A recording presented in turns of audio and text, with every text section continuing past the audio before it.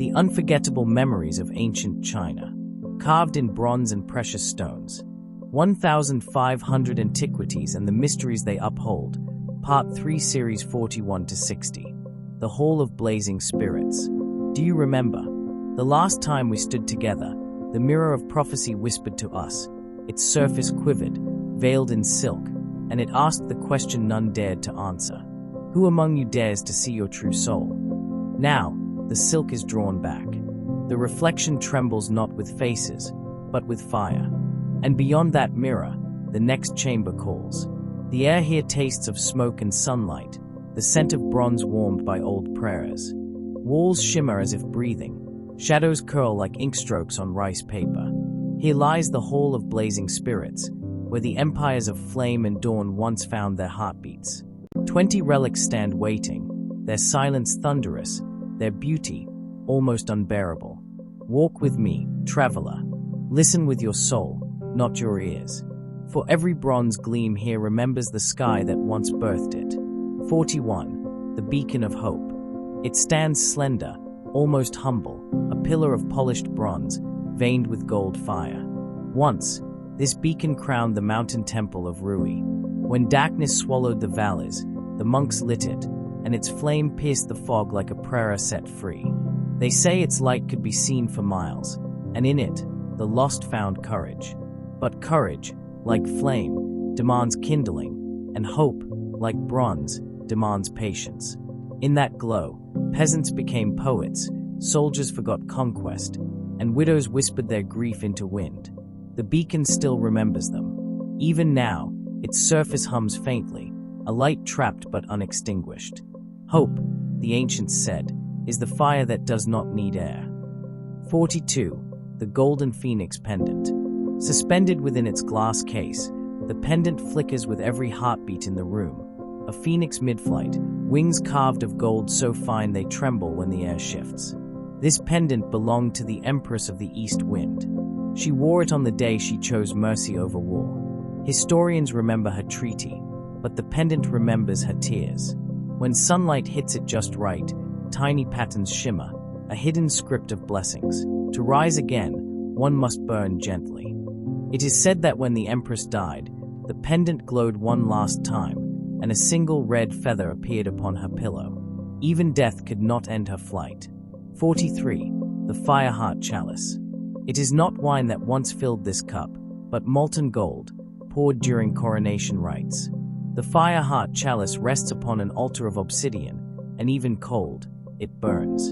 The rim bears scorch marks from sacred rituals where the emperor drank flame, symbolically, to consume the sun's spirit and rule with its vision. Those who touched the cup were said to dream of dragons and falling stars.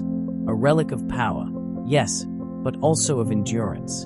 Because to hold fire and not be destroyed is to understand leadership in its truest form. 44. The Guardian Seal. A square of jade and bronze, edges worn smooth by the trembling hands of kings. This seal was pressed into wax, clay, even blood. Each mark it left bound nations. But the true secret lies beneath, a phoenix etched upside down, symbolizing humility and power.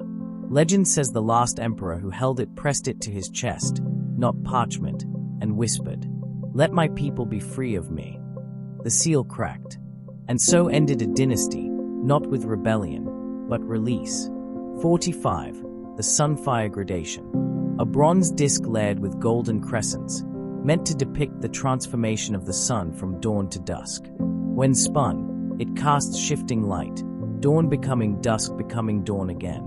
Scholars believe it was used in solstice ceremonies, a reminder that even endings are beginnings in disguise. Ancient texts call it the Song of Time's breath. And when light hits it now, you can almost hear it hum, a hymn of continuity. In every dusk sleeps a sunrise. That was the creed inscribed on the inner rim of the Sunfire Gradation. 46. The Blazing Blade. Forged not for war, but for judgment. This blade once struck bronze bells in the courts of emperors to mark the start of truth. Its edge gleams with lines like molten script. The handle bears dragon scales, their tips dulled by centuries of reverence. The blazing blade was raised only when justice demanded flame. A weapon not for killing, but for awakening conscience. Even now, if you listen closely, you might hear a low metallic whisper. The sword that burns, purifies. 47. The Obsidian Sentinel. A statue tall as a man, carved from black volcanic glass. It reflects no light, only absorbs it, like night swallowing stars. Placed once at the entrance of the emperor's tomb, the sentinel was meant to frighten thieves. Yet its face is calm, almost compassionate. Ancient poems describe it as the guardian who does not fight, but remembers. It has stood through earthquakes, dynasties, and forgetfulness. Still it watches, and one can feel, somewhere deep inside, that it watches you back. 48. The Dawn's Embrace. A bronze relief of two figures, sun and moon entwined in eternal greeting. It adorned the temple doors of the Dawn Monastery. Here, monks believed that balance was the true light of the world. The relief was polished daily until it mirrored their faces, so they would see both themselves and their devotion. When the monastery burned, the bronze did not melt. Instead, the relief darkened, as if it had taken the fire into itself. Now it stands here, cool, but still pulsing with the quiet hum of sunrise. 49. The Lava Surge Mask. Rough, fierce, radiant, a mask shaped from cooled magma and cast bronze veins. It represents the face of the volcano god, Zunkai. During rites of renewal, priests wore it as they danced upon live coals, believing that to imitate destruction was to honor creation. Scorched fingerprints still line the edges, the ghosts of those who dared too close.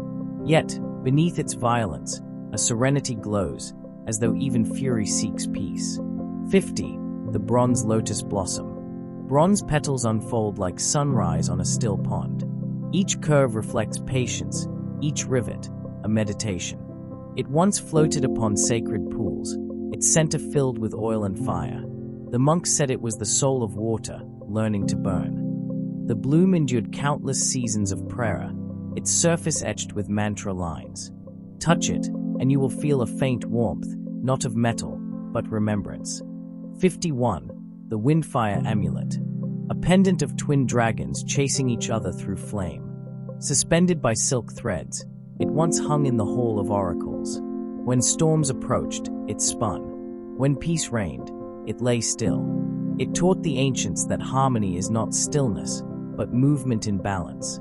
The amulet was found buried beside the bones of a dancer, arms forever raised, as if turning in an unseen wind. 52. The Crimson Talon. A weapon fragment, curved, sharp, bronze burnt red. Said to be the claw of the mythical vermilion bird, symbol of destiny and southern fire. Warriors carried replicas for luck, but only one bore the original. It is said the talon once struck stone and carved the word truth in it. Now the mark remains faint, a memory of defiance against darkness itself. 53. The Shadowfire Figurine. A dancer carved from black bronze, flame patterns chasing across her robes. Her posture eternal, caught mid-turn. She danced, they say, in the final festival before a city vanished into sand. Each step was an invocation of courage, each twirl a farewell. When excavated, the figurine was warm to the touch, as though the dance had never ended. 54. The Ambergris Globe. Small, round, and perfectly smooth. A sphere of bronze mixed with amber resin. It glows faintly, as if fire sleeps within honey. The ancients used it as a compass of spirit. They believed it pointed toward truth not by magnet, but by heart. When held, it warms, aligning, perhaps, with the pulse of whoever dares believe again. 55. The Radiant Ember Crown. A circlet of thin bronze and gem shards, forged in the fire of morning. Worn by widowed queens who ruled until the sun returned. Each jewel was said to represent a prayer unanswered. When placed upon the head, it shimmered softly, as if sorrow could become sovereignty. It still gleams faintly, its light the hue of forgiveness. 56. The Mythic Flame Statue. A dragon, half rising, half resting.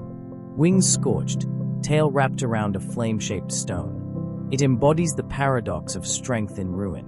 They called it the soul of the Phoenix dynasty.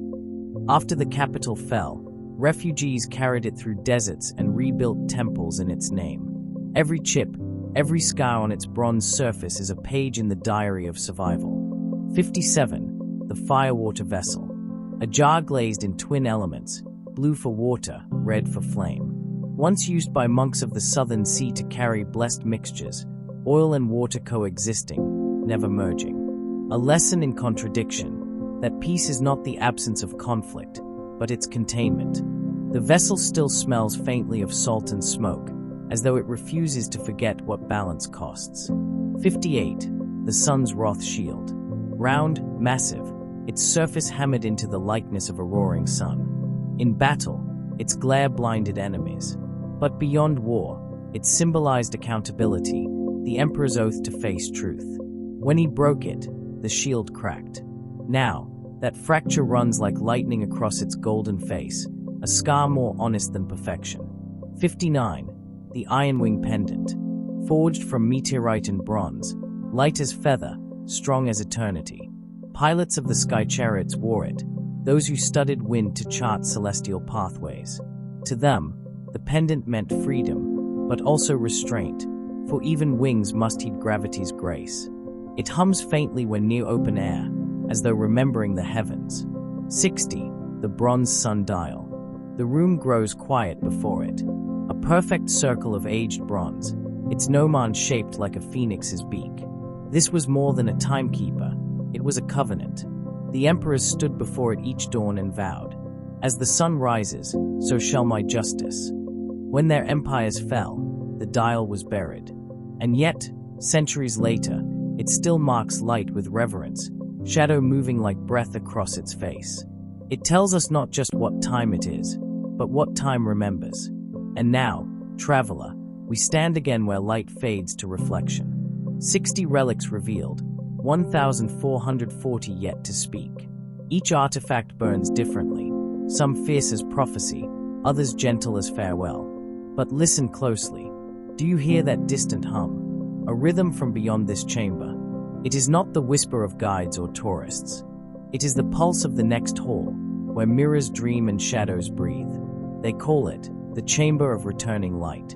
And there, among relics still veiled in silk, lies a single bronze mask, its eyes open, though no one carved them. What does it see? What truth will it reveal when we return? Follow. Subscribe. The ancient fire is not done speaking. It waits for you. To be continued in Part 4, The Chamber of Returning Light, Series 61 to 80.